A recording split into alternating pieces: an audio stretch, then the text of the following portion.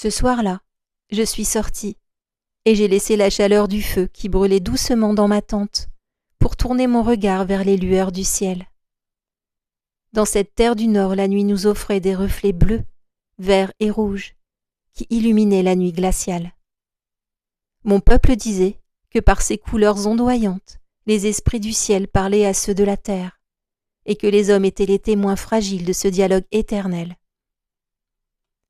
Je savais que bientôt mon corps quitterait cette terre et que moi aussi j'irais rejoindre le monde des esprits pour retrouver la sagesse de mes ancêtres. Laissez-moi vous raconter mon histoire. Je suis Niva. Je suis née dans les terres du Nord il y a bien longtemps, dans une tribu nomade qui suit les migrations des troupeaux de yak pour se nourrir. Notre tribu était unie à 3 autres clans avec qui nous partagions notre territoire de chasse. Et de cette alliance dépendait notre survie et notre sécurité.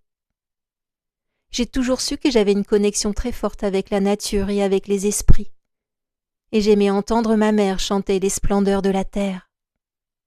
Mais c'est quand ma sœur est morte, en donnant naissance à son fils, que j'ai compris que je voulais devenir guérisseuse. J'ai vu la chamane tout faire pour sauver ma sœur, et je lui ai exprimé mon envie d'œuvrer avec elle. Alors elle m'a dit: « Je le sais depuis longtemps que c'est ta destinée, mais j'attendais que tu me le demandes car c'est un lourd fardeau. » Alors, avec l'accord de mon père, je suis partie avec la chamane et ma formation a commencé. La chamane avait 2 fonctions majeures, soigner et conseiller. Elle se rendait de campement en campement pour les naissances et l'apaisement des maux du corps, mais aussi pour conseiller les chefs de tribu, en faisant entendre la voix des esprits du ciel et de la terre. La chamane m'a appris comment soigner avec les plantes et les onguents, comment remettre une fracture, mais aussi comment accueillir les enfants à leur naissance et apaiser les mourants. Elle me disait: « Pour le reste, tu le sais déjà, et les esprits t'enseigneront au fil du temps. » J'ai chevauché plusieurs lunes avec elle, de tribu en tribu, et j'ai compris que cette vie était difficile et solitaire, malgré toute la reconnaissance des tribus que nous visitions. Au moment des équinoxes et des solstices, les 4 tribus se réunissaient pour des festivités autour de rites sacrés, où la chamane faisait monter ses chants vers le ciel pour demander la protection des esprits. Quand mon mentor nous a quittés, j'ai pris mes fonctions de chamane et j'ai appris à chevaucher seule dans le froid et le vent glacial de la steppe pour passer d'une tribu à l'autre. Ces longues cavalcades solitaires étaient une épreuve pour mon corps, mais c'est là que mon cœur s'ouvrait pour communier avec le grand tout, comme si je pouvais sentir que mon être vibrait avec quelque chose de beaucoup plus grand.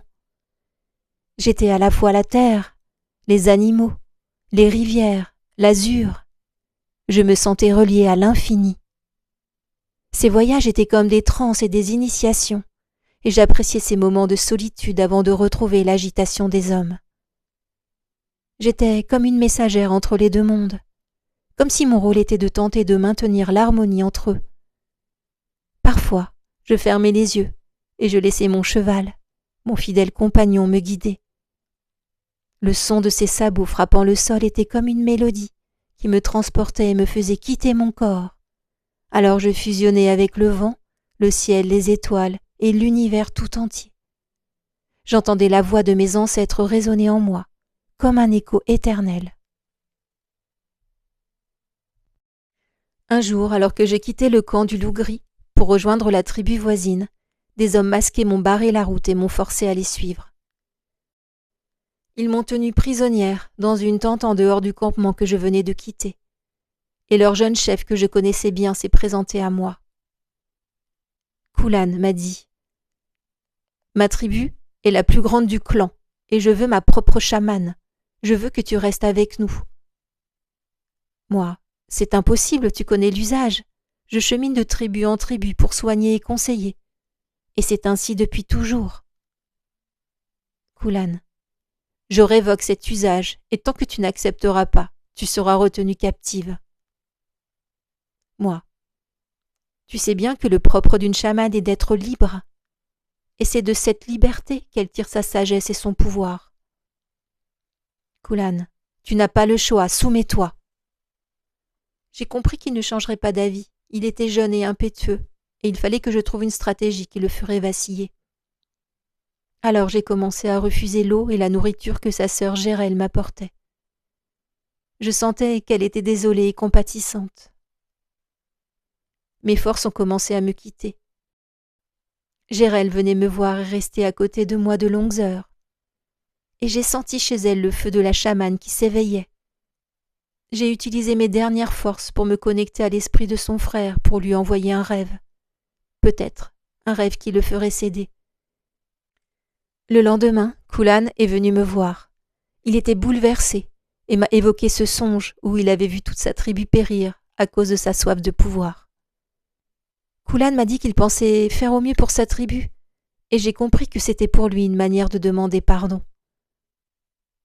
Gérelle a demandé à son frère si elle pouvait suivre l'enseignement des chamans, car ce serait un grand honneur pour leur tribu. J'ai accepté sa demande, car j'ai senti chez elle une grande intelligence et une profonde maturité. Kulan a accepté à son tour, et je suis partie avec Gérelle, dans la prochaine tribu qui m'attendait avec impatience. La formation de Gérelle a commencé, et elle était vraiment douée et heureuse de quitter son clan pour apprendre comment soigner, mais aussi d'être au service de sa communauté. J'ai aimé chevaucher avec cette jeune femme courageuse et digne, et je savais qu'elle serait une grande chamane. Puis, quand elle s'est sentie prête, elle a été intronisée devant les 4 tribus, lors de la fête de l'équinoxe d'automne. À ce moment-là, j'ai senti qu'il était temps pour moi de me retirer, et je pouvais choisir la tribu où je voulais finir ma vie.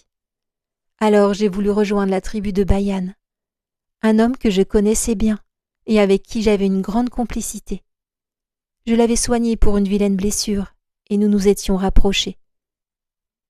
J'ai aimé sa douceur et sa sagesse, et à chaque visite dans son clan, nous aimions nous retrouver. Il était seul lui aussi, et nous avons partagé la fin de notre vie ensemble, au rythme des migrations et des saisons. J'étais toujours une chamane, mais j'avais le droit d'avoir aussi une vie de femme, et j'ai eu beaucoup de gratitude pour cela. Après, j'ai souvent revu Gérelle qui me partageait ses aventures et me donnait des nouvelles des autres clans. Et j'ai fini ma vie sereine et apaisée, entourée des miens, au moment de m'envoler pour rejoindre les esprits du ciel. Merci pour votre écoute et à bientôt.